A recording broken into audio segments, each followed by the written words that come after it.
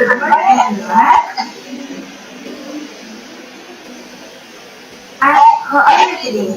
I'm glad that all of you are coming in this place for this meeting. I appreciate that all of you come here despite how good you are. On the agenda this time, we will talk about collaboration and marketing strategy for our product. And I also suggest talking about how another meeting will be meeting the next year. Okay, I'm here. Neva, as your moderator, and let's get the ball rolling since we are here. Before we start, please look the attendance involving has been sent in the comment section. I will give you 5 minutes for sign attendance.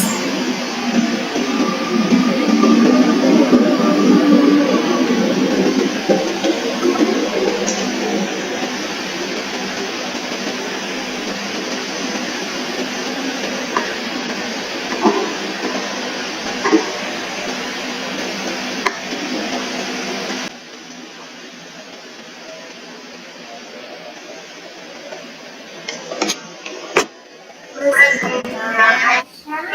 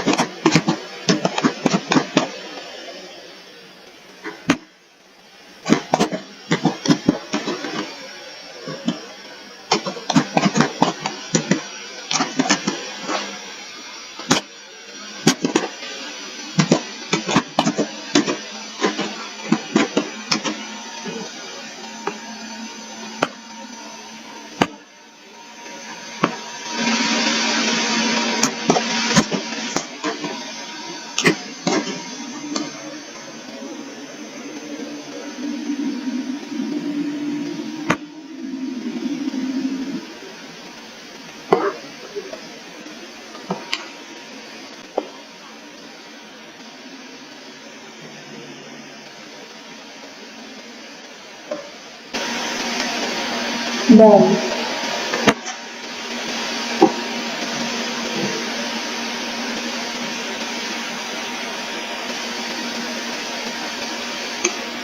Are you done? Okay.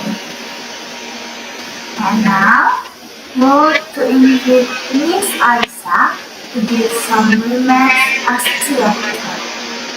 Miss Aisha, time is yours.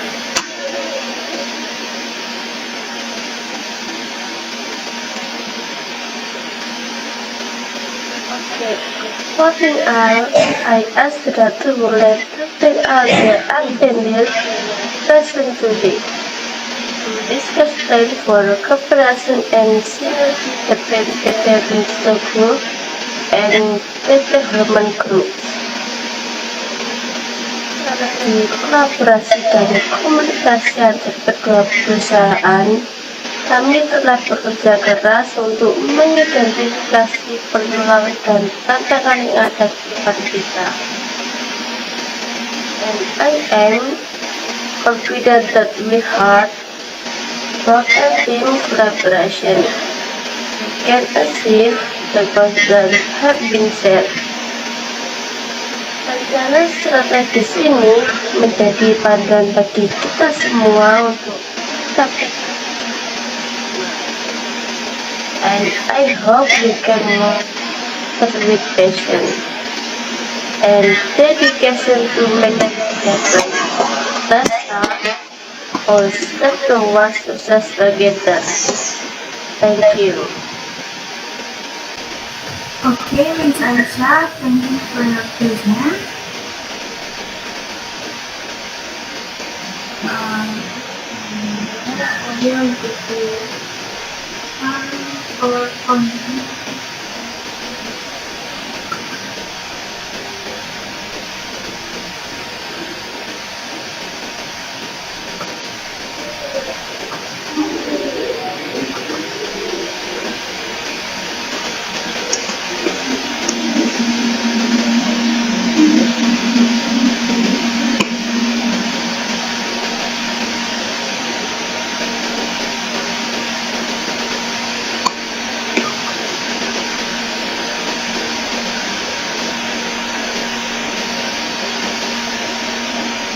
Oke,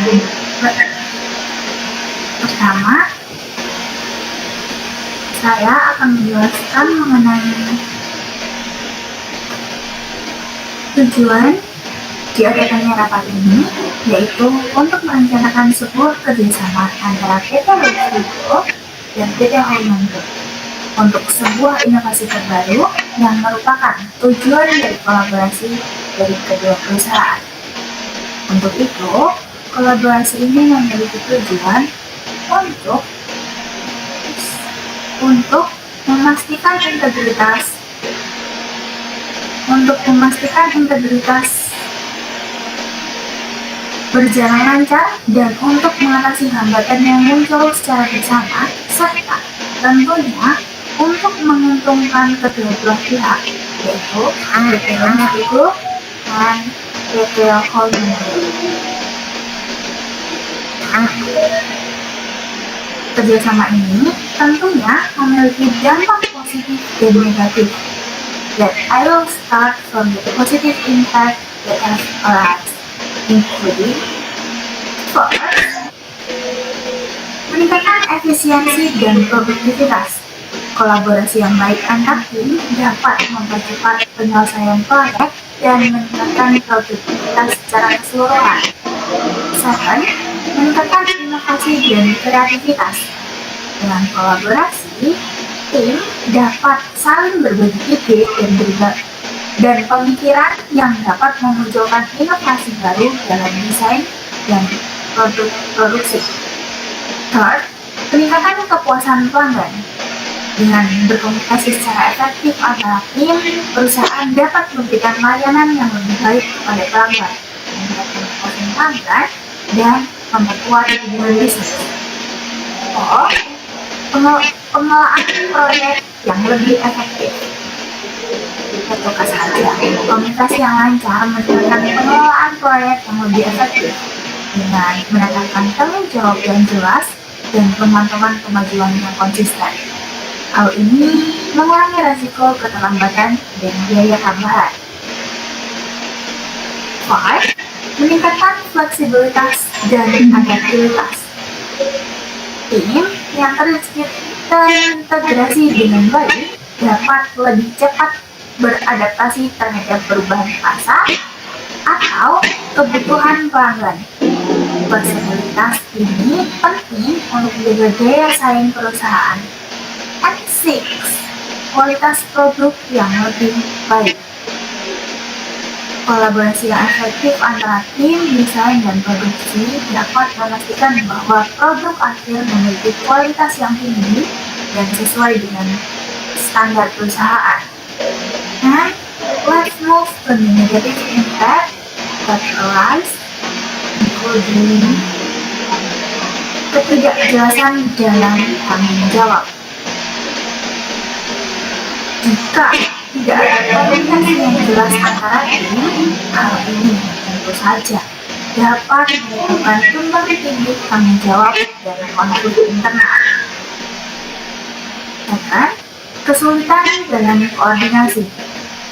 Kurangnya komunikasi yang efektif antar tim dapat mengakibatkan kesulitan dalam mengkoordinasikan aktivitas dan proyek yang dapat memperlambat proses produksi. Third, konflik antar tim. Perbedaan pendapat atau ketidaksepahaman antara tim dapat menyebabkan konflik yang dapat mengganggu kerjasama dan produktivitas. Untuk itu, we have a plan to overcome the resulting negative impact, like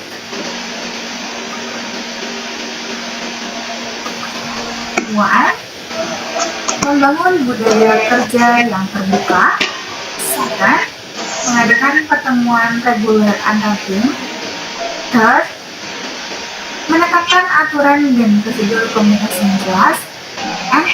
And fourth, mendorong kolaborasi lintas departemen untuk memperkuat hubungan dalam meningkatkan pemahaman bersama. Dengan mengimplementasikan strategi ini,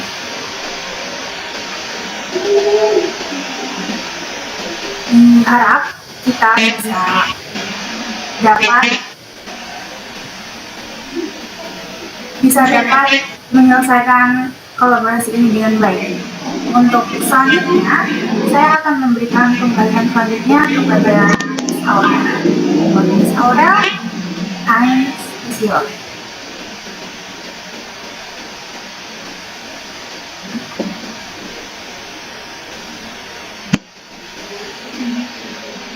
Okay, thank you, Ms. Nata. First of all, let me introduce Aurel Fabiana as the sofa designer team PT Film Studio. The mission explains the structure that will be carried out by our team. Baik, yang pertama ada pemahaman material kayu jati. Dalam hal ini, desainer harus benar-benar mempelajari sifat-sifat kayu jati seperti kekuatan, ketahanan terhadap cuaca, dan keindahan serat alami untuk diterapkan dalam desain sofa yang optimal. Yang kedua, ada inovasi desain produk. Dalam hal ini, dapat menciptakan kolaborasi yang mendorong penciptaan desain sofa yang inovatif, menggabungkan elemen tradisional kayu jati dengan sentuhan modern untuk menghasilkan produk yang unik dan menarik. Yang ketiga, ada integrasi estetika dan fungsi. Desain harus memastikan bahwa setiap elemen kayu jati tidak hanya menambah keindahan visual, tetapi juga memperkuat fitur dan fungsi sofa, menjadikannya lebih nyaman dan tahan lama. Yang keempat, ada penyesuaian dengan target pasar. Penyesuaian dengan target pasar ini melalui kerjasama antara desainer yang dapat memperoleh wawasan terbaru mengenai teknologi dan gaya yang sedang tren, memungkinkan mereka untuk merancang sofa yang sesuai dengan preferensi konsumen pada saat ini. Yang kelima, desain modular dan fleksibel. Dalam kolaborasi ini, memungkinkan pengembangan desain sofa modular yang mudah dan dapat disesuaikan dan dirakit, memberikan fleksibilitas kepada pelanggan untuk menyesuaikan sofa sesuai dengan kebutuhan tuan mereka. Dan yang keenam, penggunaan teknologi ramah lingkungan atau mesin yang ramah lingkungan. Desainer dapat mengintegrasikan teknik pengolahan dan finishing kayu yang ramah lingkungan sesuai dengan praktik berkelanjutan yang diterapkan oleh perusahaan kayu jati. Yang ketujuh, ada desain dan kualitas craftsmanship. Ini melibatkan kerjasama yang dapat memastikan perhatian pada detail dan keahlian pengerjaan, dari pemilihan potongan kayu yang terbaik hingga penyelesaian akhir yang halus dan berkualitas tinggi. Dan ada yang terakhir atau yang kedelapan, yaitu kombinasi material yang harmonis. Perusahaan kami dan perusahaan kayu jati dengan menggabungkan material lain seperti kain atau kulit dapat menciptakan kombinasi yang estetis dan fungsional untuk berbagai gaya interior. Kolaborasi ini atau kolaborasi antar tim ini dan perusahaan kayu jati dapat menghasilkan desain yang tidak hanya estetis, tapi juga fungsional, berkualitas tinggi, dan berkelanjutan. Desain-desain ini memasarkan keindahan alami kayu jati sambil memenuhi kebutuhan dan keinginan para konsumen modern. Dari penjelasan saya tadi, apakah ada yang perlu ditanyakan? Any question?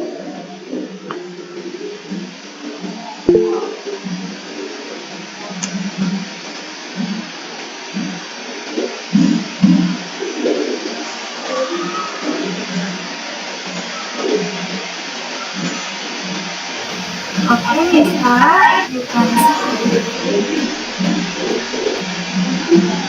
Question is for Aurel. Apa yang menjadi inspirasi utama dalam desain sofa terbaru Anda?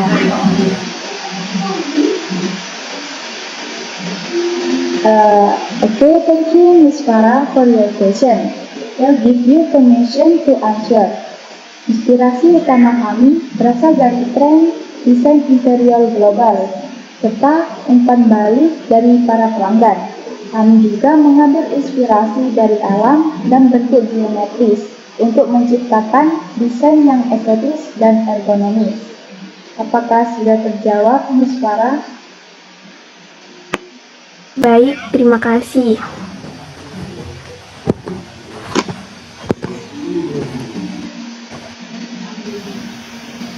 Okay, thank you for Miss Awara for your presentation.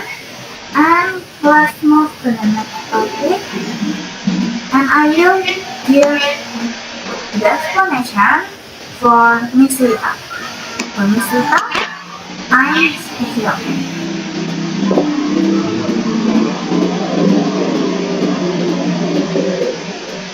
I'm Carlita Ayura Sarina, as a team of product sector from PT Holuman Group, where I will discuss report design.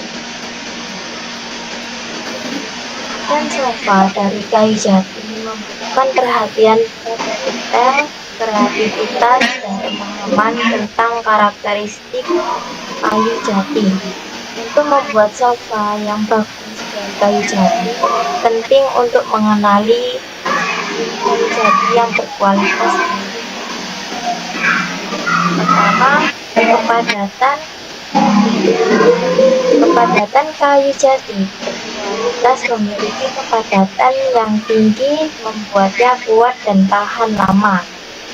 Untuk berat kayu jati, biasanya lebih berat dibandingkan kayu lain. Kedua, tekstur dan permukaan. Untuk teksturnya, kami memakai tekstur halus, itulah tekstur yang nyaman saat disentuh. Sedangkan permukaan, kami memakai permukaan yang tidak berlubang. Permukaan kayu jati harus bebas dari lubang atau retakan besar yang bisa mengurangi kekuatannya. Yang ketiga, ketahanan terhadap serangga. Bisa saya contohkan seperti tahan terhadap rayap. Kandungan minyak alami dan kepadatan kayu jati membuatnya tahan terhadap serangga rayap dan serangga lainnya. There are several woodworks and tips for making sofa, namely, yang pertama, gaya klasik. Kayu jati sangat cocok untuk diukir. Dengan pola-pola tradisional yang rumit, desain ini memberikan kesan elegan dan klasik. Untuk kaki sofa, kita menggunakan kaki sofa yang melengkung atau berukir untuk menambah nuansa klasik. Yang kedua, gaya minimalis. Ini desain yang sederhana dan bersih dengan garis-garis lurus. Gaya ini menonjolkan keindahan alami kayu jati tanpa terlalu banyak ornamen. Finishing halus, gunakan finishing matte atau semi gloss untuk mempertahankan tampilan alami kayu jati. Yang ketiga, gaya modern. Gabungkan kayu jati dengan bahan lain seperti logam atau kulit untuk menciptakan tampilan modern dan kontemporer. Untuk geometris, gunakan bentuk geometris yang tegas dan inovatif. Yang keempat, tekstur kasar. Pertahanan tekstur alami dan ketidaksempurnaan kayu jati untuk menciptakan tampilan yang alami dan rustik. Finishing natural, gunakan finishing natural yang menonjolkan serat dan warna alami kayu jati. Yang terakhir yaitu yang kelima, gaya Skandinavia. Warna terang, pilih warna finishing yang lebih terang untuk menciptakan tampilan yang bersih dan sederhana. Fokus pada desain yang fungsional dan nyaman dengan bentuk yang ergonomis.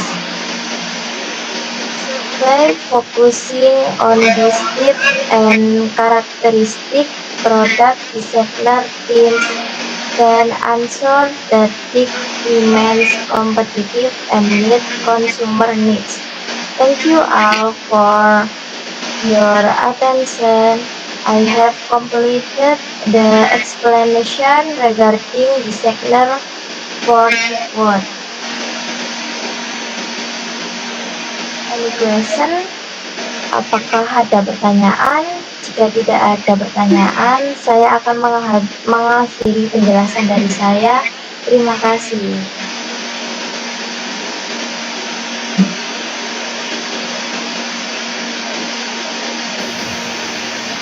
Okay, thank you, Ms. Rita, for your present. And let's move to the next topic. And I will give the explanation to Ms. Leah. To Ms. Leah, time is here. Okay, thank you. Let me introduce myself, Rizky Amelia. Here I as the marketing strategy team from PT Rooms to Go. Will explain the marketing strategy for sofa products. Strategi pemasaran untuk sofa. Yang pertama ada segmentasi pasar. Identifikasi segmen pasar yang berbeda, seperti konsumen yang mencari sofa untuk rumah tangga, apartemen, atau ruang kantor. Sesuaikan strategi pemasaran untuk setiap segmen ini. Yang kedua ada branding dan identitas visual. Bangun merek yang kuat dengan identitas visual yang menarik. Hal ini dapat mencangkup desain logo, warna, dan gaya yang konsisten dalam sebuah materi pemasaran. Dan yang ketiga, pameran dan tampilan produk. Ikut serta dalam pameran perabotan atau mengadakan acara pameran sendiri untuk memamerkan produk-produk terbaru dan tren desain sofa. Dan yang keempat, kemitraan strategis. Jalin kemitraan dengan desainer interior, influencer, atau perusahaan perabotan terkemuka untuk meningkatkan visibilitas merek dan kepercayaan konsumen. Dan yang kelima ada penawaran dan diskon. Tawarkan penawaran khusus, diskon, atau paket bundle untuk menarik pelanggan potensial dan mendorong konversi. Dan yang keenam ada konten edukatif. Buat konten edukatif seperti panduan perawatan sofa, tips memilih model yang sesuai, atau tren desain baru untuk meningkatkan keterlibatan pelanggan dan membangun kepercayaan. By combining several of these strategies, you can build a strong and attractive brand presence for potential sofa buyers.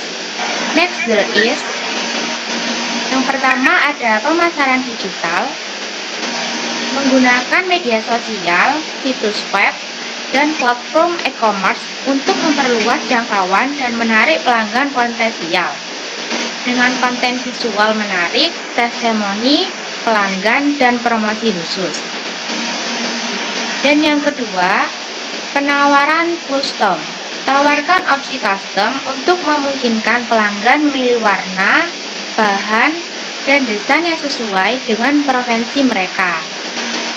Dengan memperkuat merek sebagai solusi yang sesuai dengan kebutuhan individu.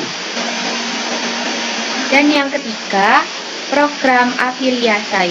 Bentuk kemitraan dengan blogger atau influencer dalam industri furnitur untuk merekomendasikan produk sofa dengan audiens mereka, dengan memberikan komisi atau diskon sebagai imbalan.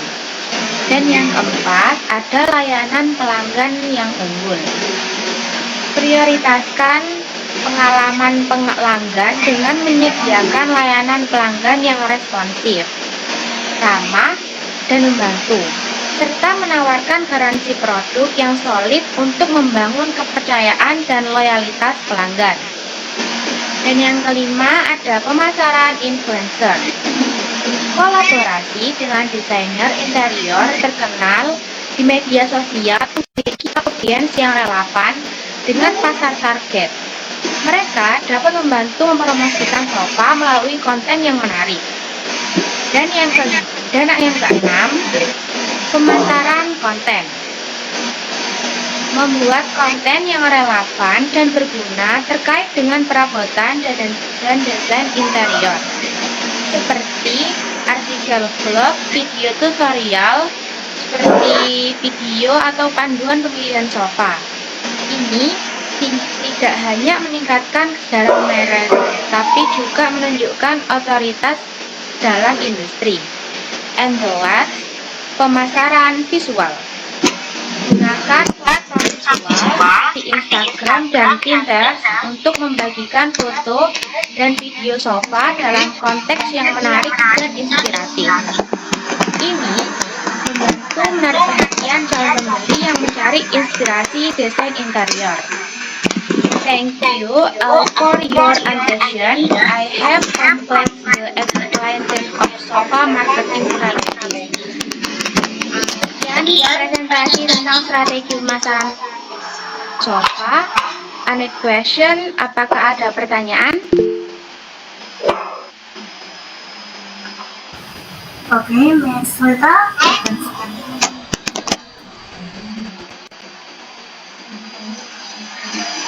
Question is for Rizky Amelia. Apa strategi branding yang efektif untuk kolaborasi? Okay, Miss, thank you for a question. Strategis branding yang efektif melibatkan penciptaan identitas merek yang kuat dengan menggabungkan kekuatan dan reputasi kedua perusahaan. Kampanye pemasaran bisa menonjolkan kualitas material kayu dan kenyamanan sofa, serta aspek keberlanjutan dan desain eksklusif. Apakah sudah terjawab, Miss Lita? Sudah, terima kasih.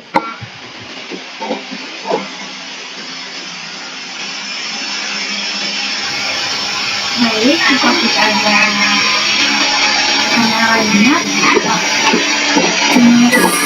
Yeah, thank you for your explanation for the present.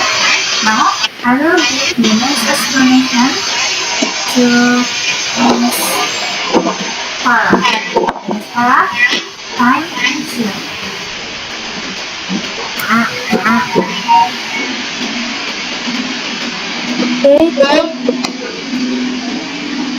The marketing strategy team from PT Holman Group. Di sini saya akan membahas mengenai strategi pemasaran yang akan dilakukan, yaitu yang pertama, branding dan diferensiasi produk. Menekankan keunggulan kayu jati seperti ketahanan terhadap cuaca, serangga, dan umur panjang. Highlight keindahan, estetika, dan tekstur unik kayu jati. Gunakan sertifikasi seperti FSC untuk menunjukkan bahwa kayu berasal dari sumber yang berkelanjutan dan ramah lingkungan. Yang kedua, penetapan harga. Karena kayu jati dianggap sebagai bahan berkualitas tinggi, strategi penetapan harga premium bisa digunakan untuk menarik segmen pasar atas yang mencari kualitas dan eksklusivitas. Tawarkan paket produk atau diskon untuk pembelian dalam jumlah besar untuk menarik pembeli komersial seperti pembuat furnitur atau perusahaan konstruksi.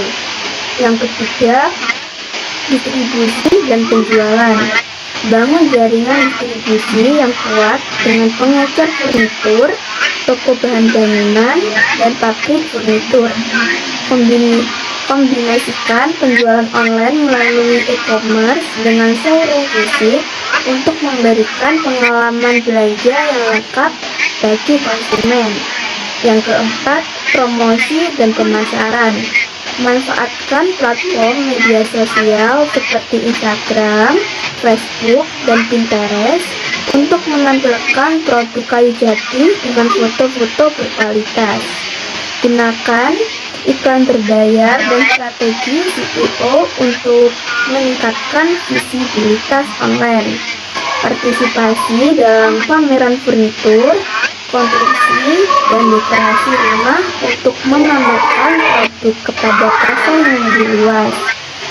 Gunakan testimoni dari pelanggan puas dan studi kasus proyek sukses untuk membangun kredibilitas dan menarik pelanggan baru. Yang kelima, kemitraan dan kolaborasi. Kerjasama dengan desainer interior dan arsitek untuk mempromosikan penggunaan kayu jati dalam proyek mereka. Mengembangkan program loyalitas untuk pelanggan setia seperti diskon khusus atau hadiah eksklusif untuk pembelian berulang. Yang keenam, buat konten edukasi seperti blog atau video yang membahas cara merawat kayu jati, keunggulannya, dan tips memilih kayu jati yang berkualitas.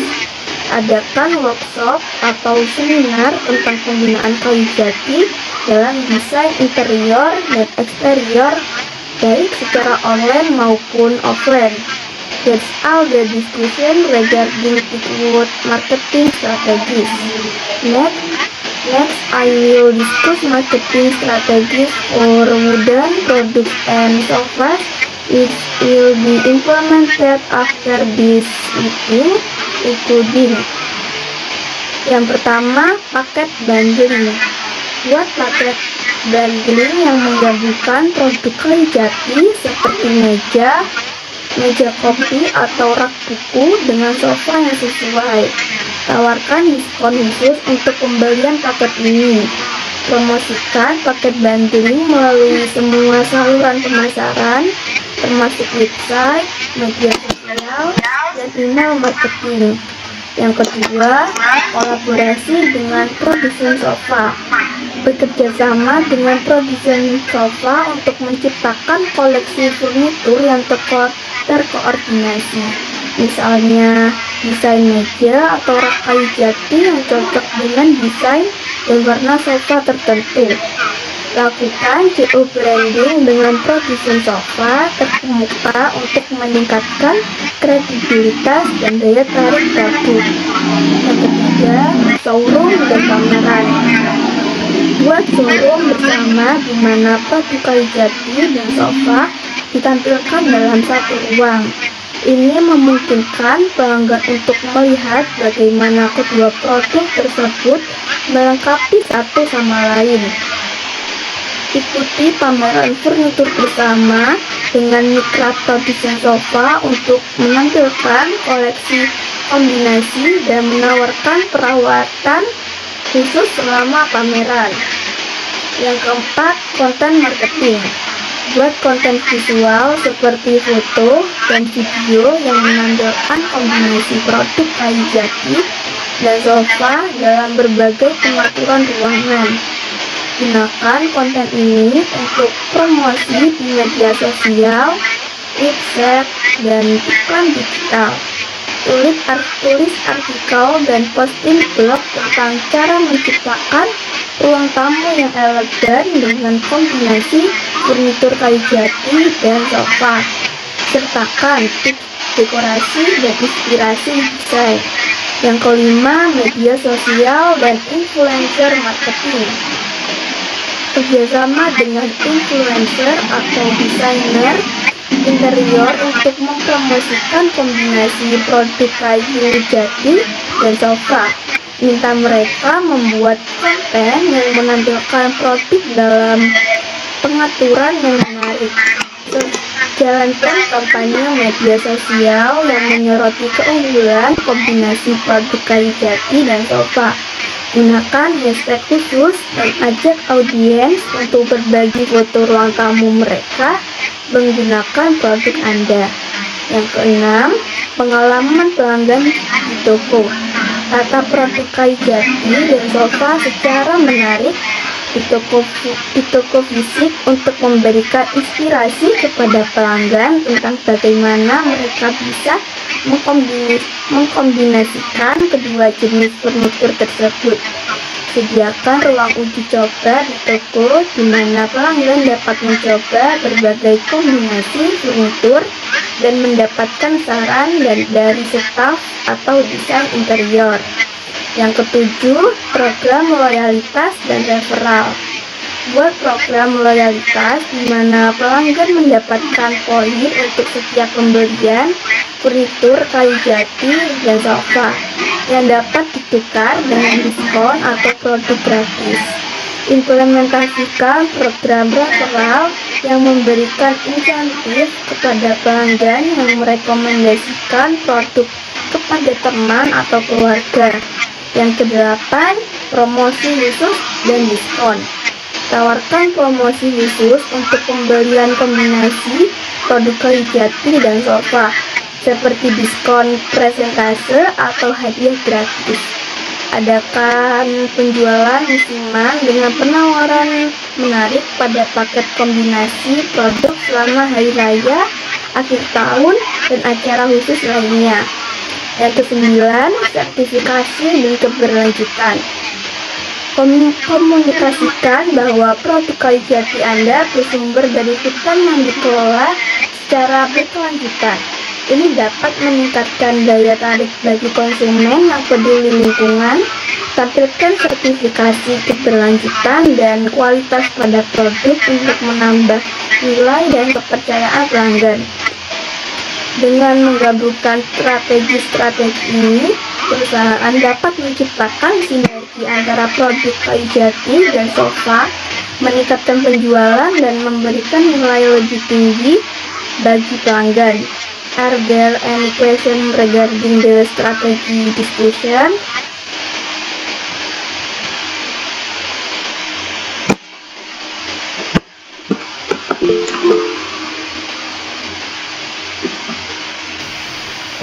Okay, Miss Aurel, you can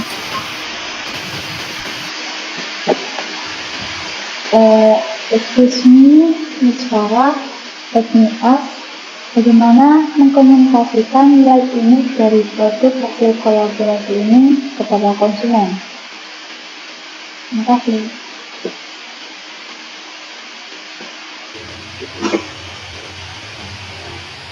Okay, thank you for your question, Miss Aurel. Komunikasi nilai unik bisa dilakukan melalui konten pemasaran yang mendidik konsumen tentang keunggulan material kayu yang digunakan, proses pembuatan yang detail, dan kenyamanan serta desain eksklusif dari konten video blog dan testimonial pelanggan bisa menjadi cara efektif untuk menyampaikan pesan ini. Apakah sudah terjawab, Miss Aurel? Sudah, terima kasih.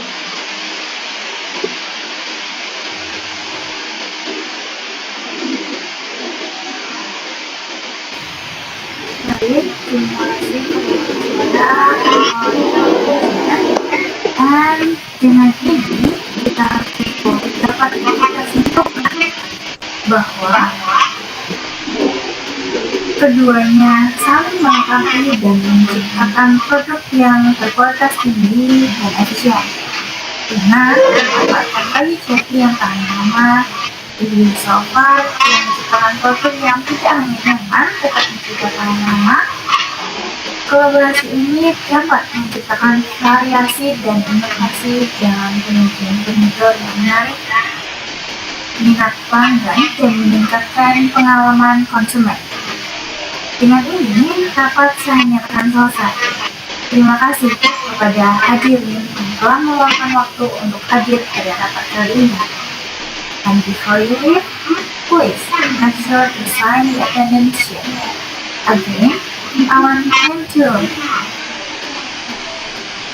you all for taking time out of your busy schedule to be here today. Thank you, and see you again next time.